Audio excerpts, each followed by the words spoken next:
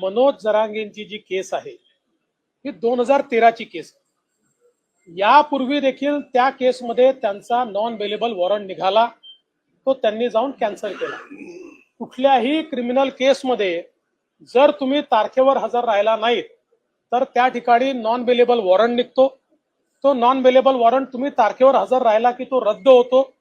तशाच प्रकारे मागच्या काळातही त्यांचा असा वॉरंट निघाला, तो त्यांनी जाऊन कॅन्सल केला.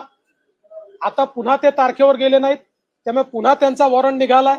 त्याच्याशी आमचा कोणाचाही संबंध नाही आहे. ते जर तारखेवर गेले तर जस्ट तो वॉरंट कॅन्सल करतील. आमच्याही बद्दल असे वॉरंट निघाले आहेत यापूर्वी.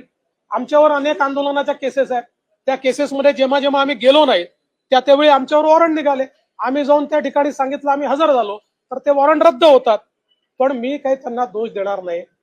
मागच्याही वेळी उपोषणाच्या शेवटी ते माझ्या आईवर बोलले होते.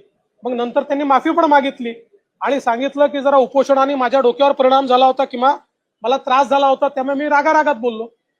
आपण असं समजूया की आता उपोषणामुळे पुन्हा त्यांचा संताप झाला आणि ते या संदर्भात बोलले. एवढंच सांगतो ही एक नॉर्मल प्रक्रिया आहे. ज्या प्रक्रियेमध्ये क्रिमिनल केसमध्ये तुम्ही जर हजर झाले नाहीत तर तुमचा नॉन बेलेबल वॉरंट निघतो. तुम्ही हजर झालात की तो वॉरंट कॅन्सल होतो. ठळक घडामोडींसाठी देशोन्नती न्यूज चॅनलला सबस्क्राईब करा आणि बेल आयकॉन प्रेस करा. मुंबई, पुणे, नागपूर, मराठवाडा असो का विदर्भ, राजकीय, सामाजिक, शैक्षणिक क्षेत्र असो का क्रीडा, सर्वच घडामोडीचे विश्लेषण पाहायला विसरू नका. फक्त देशोन्नती न्यूजवर.